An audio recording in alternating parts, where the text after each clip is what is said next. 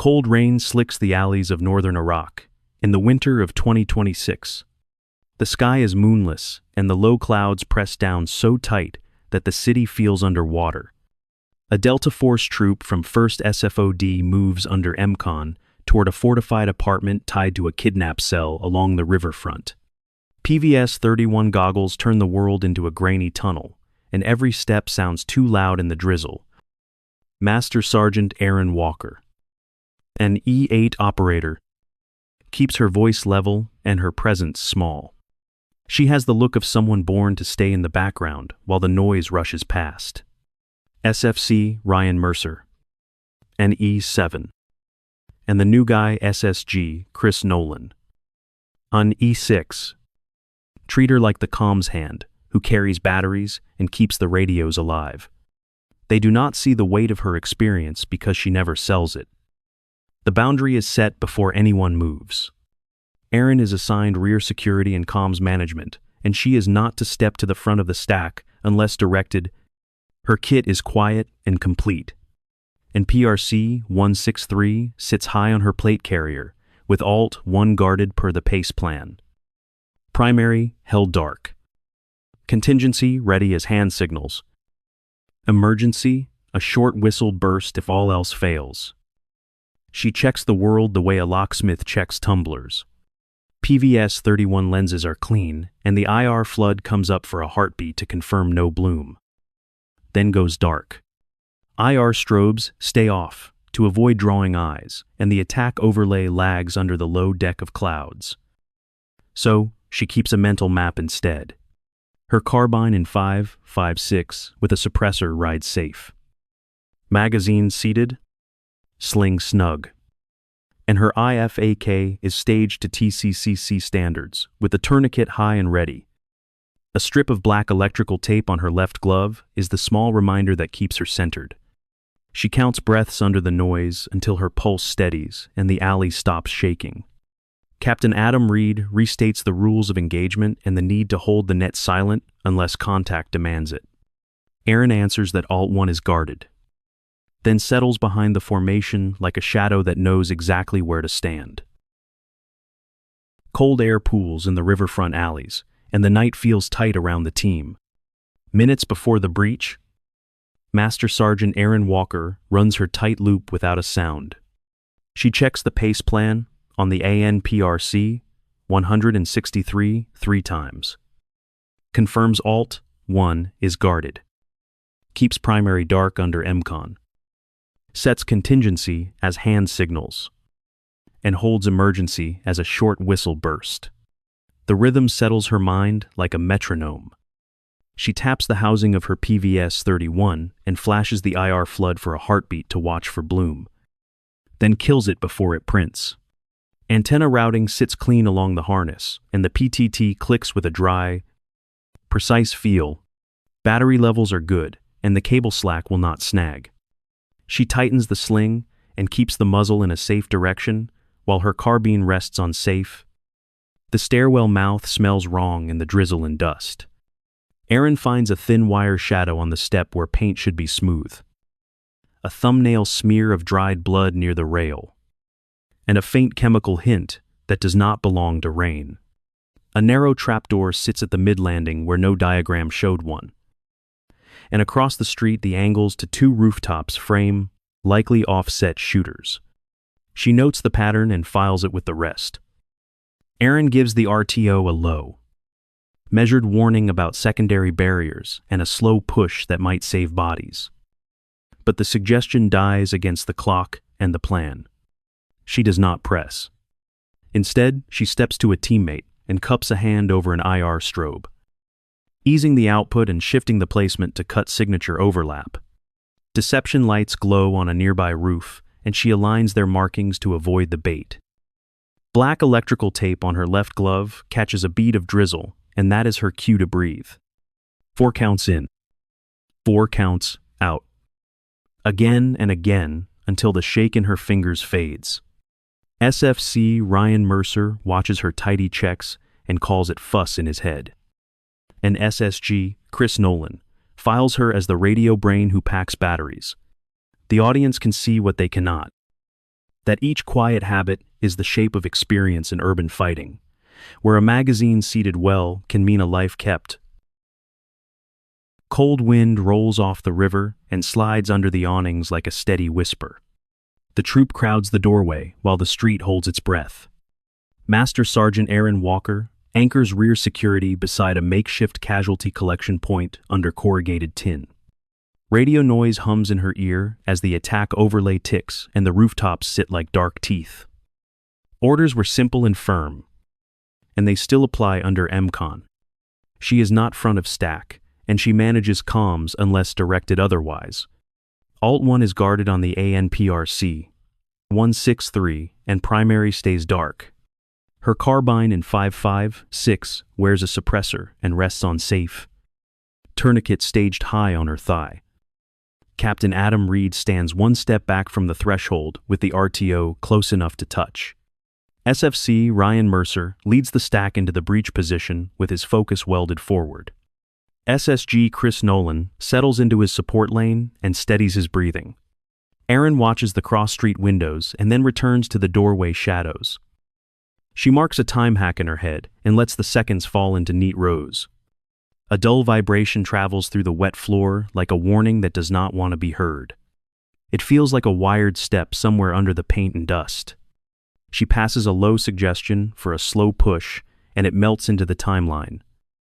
Nothing in her lane changes, so she sharpens it.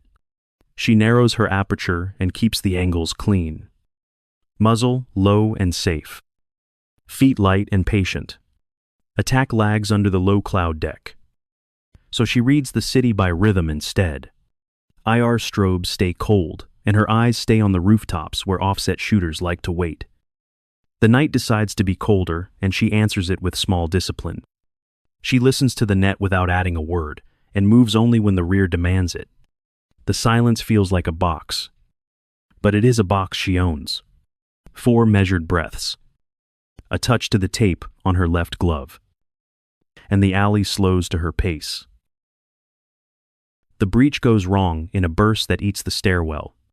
Secondary barricades hold just long enough for a wired step to kick, and the blast throws dust and grit through the stack. 2 operators fold hard against the rail, and Captain Adam Reed slumps with a glassy stare. Plaster hangs in the air, while metal screams as rounds ricochet off the banister. Primary radio fails, and the primary net collapses into dead air on the ANPRC 163. Static rolls in ragged waves that hint at crude jamming from the enemy.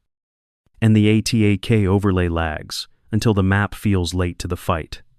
Fire opens from offset windows that never existed on the diagram, and the hall near the hostage room turns into a maze of fatal funnels. Rules of engagement hold tight, and no one will throw blind shots through a space that might hold a civilian. Erin drops low and uses her body as a wall for SSG Chris Nolan when he loses a step on the wet floor. She drags him to hard cover beside the makeshift casualty collection point and keeps the muzzle disciplined with her carbine on safe while they move. The magazine was seated clean earlier, and that means one less problem to solve in the dark. Her eyes lift to the rooftops, and she reads angles where offset shooters like to post. The pattern starts to show itself, and she tracks the rhythm of the bursts across the street. Deception lights blink on a nearby roof, and they do not match the pulse she expects from friendlies. The net goes quiet except for the hiss of static, and the seconds thicken until each breath feels heavy. Erin touches the strip of black tape on her left glove and counts in 4s until her hands are steady. Then locks herself to procedure while the team stays pinned between the stairwell and the hostage room.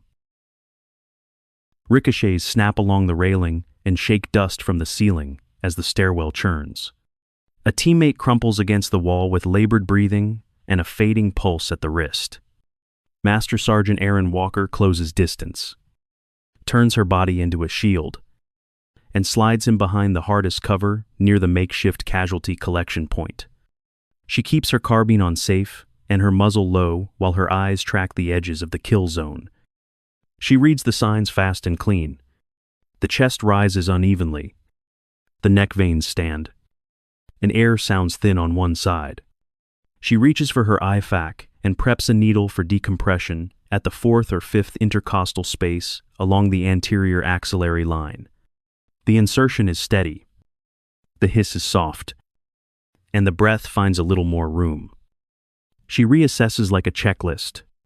Skin color improves a shade, and the shoulders ease as the pressure fades. She places a chest seal as needed and re-inspects for symmetry with 2 quick hands. Then she drags him a step deeper into cover, keeps his gear secure, and sets him for movement when the lane opens. Her discipline never leaves the rest of the fight. She gathers his carbine only if required. Tap rack checks the chamber and confirms the magazine is seated with a firm tug. She keeps the muzzle safe and returns her own weapon to safe before shifting position. Her eyes lift to the roofs where offset shooters like to hunt angles. And she refuses any blind fire because the hostage room is close. The net stays damaged, and she treats it like a living thing. Primary is down, under EMCON, and the pace plan is bent. So she guards Alt-1 without grabbing control. She passes only short traffic on the casualty and the move. Then goes quiet again. ATAK lags under the weather. So she builds a near picture from rhythm, light, and sound. She resets her lane with small moves and steady breath. 4 counts in and 4 counts out turn the chaos into frames she can read. Rear security tightens to a narrow aperture, and the corridor looks cleaner with every scan. The dust still hangs. The rounds still spark. And she keeps the corner of the world she owns from breaking. Captain Adam Reed stays woozy, and the primary net is a dark hole that swallows every call. The main element is pinned mid-stairwell while rounds rake the rails, and the hostage room sits too close to risk a bad shot. Master Sergeant Erin Walker measures the moment and sees the cost of waiting.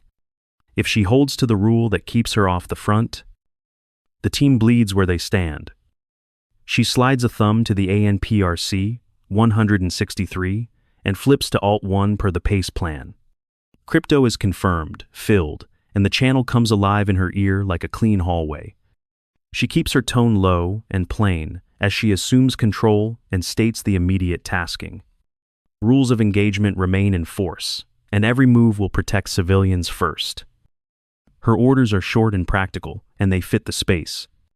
Exterior smoke goes to the street side to cut line of sight from the offset rooftops, while the interior stays clear enough for NVGs to work. The element bounds 2 by 2 on her count to break the kill zone and restack on the next point of cover. No one fires blind into the murk that masks the hostage room, and positive identification is a hard requirement. She brings the overhead into the picture with restraint that matches the neighborhood. The AC 130J gets a talk on eyes only with no ordnance and serves as a set of steady night eyes to confirm building identity. Erin preps the IR strobe timing that will mark a true rooftop for exfil later, and chooses a pattern that will not match the deception lights nearby. She keeps the net concise and leaves space for bottom-up calls that matter. Silence settles for one small heartbeat, and she uses it to center herself. Her left glove finds the strip of black tape, and she counts 4 in and 4 out until the tremor fades. Then she calls the first bound and watches the team move like pieces clicking into place. The line she crossed is a choice she owns, and the choice is simple to explain even if no one asks. Lives are on the line, and waiting is a decision too. Alt-1 belongs to Erin Walker now, and her voice on the ANPRC 163 is clear and spare. She directs exterior smoke to the street side and cuts the line of sight from the offset rooftops. The main element moves on her count and bounds 2 by 2 to the next hard corner. EMCON still holds, but the net has shape again, and the stack starts to breathe. Overhead, the AC 130J becomes steady eyes without releasing a single round. Erin gives a precise talk on that confirms the right rooftop and screens out the decoy lights nearby. She preps an IR strobe timing pattern that will later mark the true exfil point. The pattern is clean, repeatable, and different enough to dodge the deception lights that have been baiting the fight. Her close quarters work is measured and exact, She edges the door with a quick pie and lets a short pulse of IR flood wash the threshold without blinding the night vision goggles. One deep step carries her into the pocket, where the angle was dead. And the first sight picture is all she needs. Positive identification stays sacred because the hostage room is near and the risk is real. Trigger control matches the rest of the form. Her shots are short and honest, and the backdrop stays safe. When the magazine runs low, she pulls a fresh one from the pouch. Indexes the feed lips. Seats with a firm click. And gives a small tug to confirm. If a stoppage appears, she tap racks and keeps the muzzle in a safe direction. Then does a press check only when the clock allows. Movement between problems is quiet discipline. She rides the selector to safe before she shifts. Keeps the sling snug. And never lets the barrel sweep a teammate. The element begins to mirror her cadence, and the hallway calms by degrees. SFC Ryan Mercer catches the way she wastes nothing and feels his doubt fall away. And the rest of the team edges closer to her voice because it keeps turning chaos back into a plan. The rhythm of the fight starts to show itself in the gaps between bursts. Erin hears 5 to 7 shots. Then a pause. Then a switch of angle from the far roof. That gives her the windows that matter and the wall that will throw safe ricochet into dead space. She angles a muzzle to that surface and buys the team a breath without risking the hostage room. A rifle in the stack coughs and stops feeding, and the lane freezes for a beat. Erin slips in, taps the magazine, racks once, and watches the bolt return home. She gives the gun back with a nod and keeps her own weapon on safe as she shifts. Nothing wasted. Nothing flashy. Only the fix and the move. She finds SSG Chris Nolan at the edge of a bad angle and sets him straight. High left window for 2 controlled rounds. Then shift low right and hold. All with hard positive identification. He follows the cadence and the lane cleans up.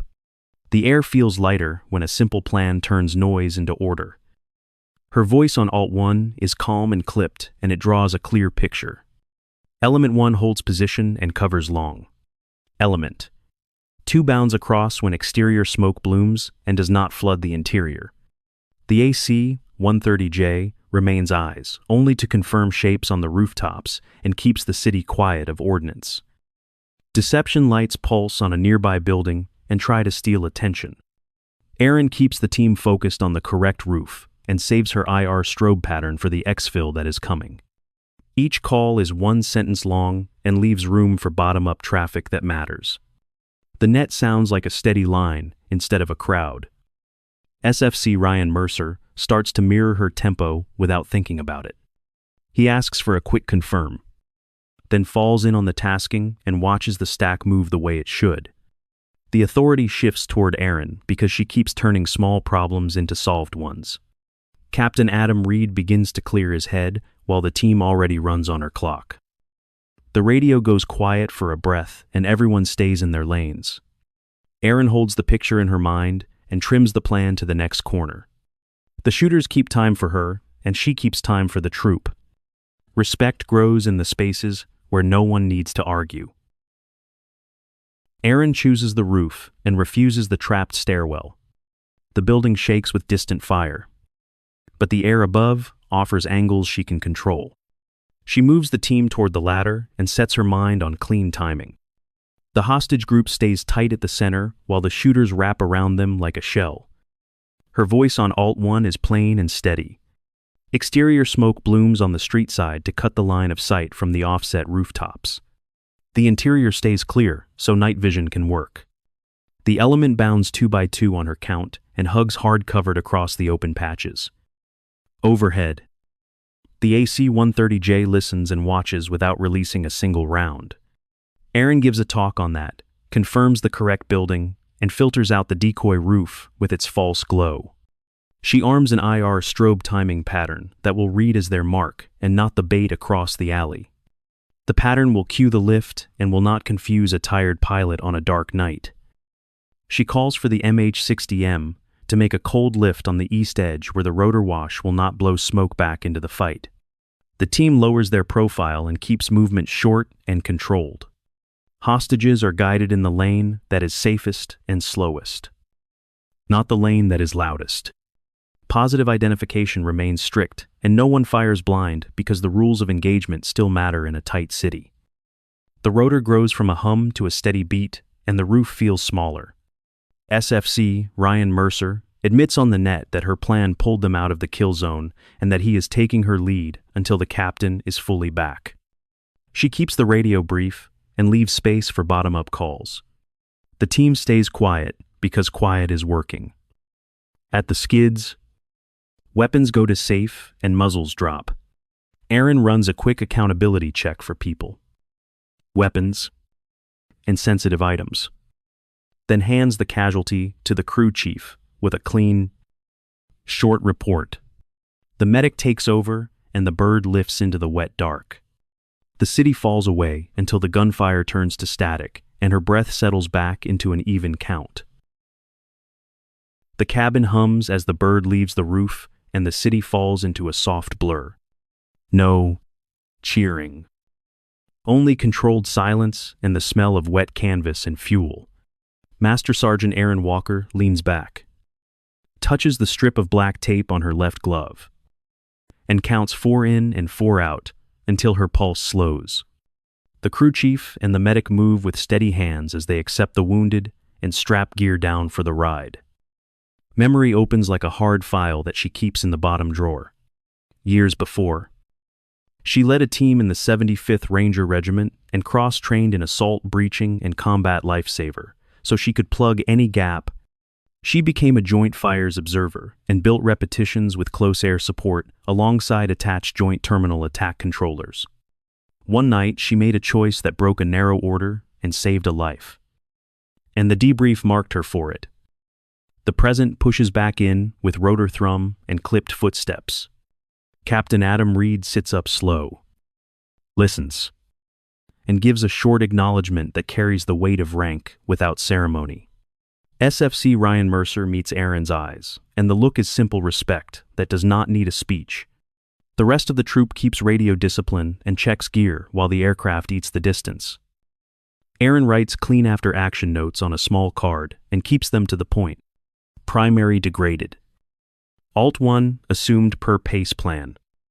Talk on, only with AC, 130J. Exterior smoke used to cut lines of sight. Rooftop exfil confirmed by IR strobe timing. She adds that rules of engagement were upheld and that positive identification guided every trigger press. She notes weapon status, magazine accountability, and a quick roll of equipment that never left the roof. When the crew chief gives a nod, Captain Reed outlines a simple correction that fits the night they just lived. Erin will run comms and contingencies with delegated authority if primary fails. And the troop will train to that standard. She answers with a single word and lets it rest there. The tape on her glove is cool. Her breathing is even. And the quiet professional goes back to work.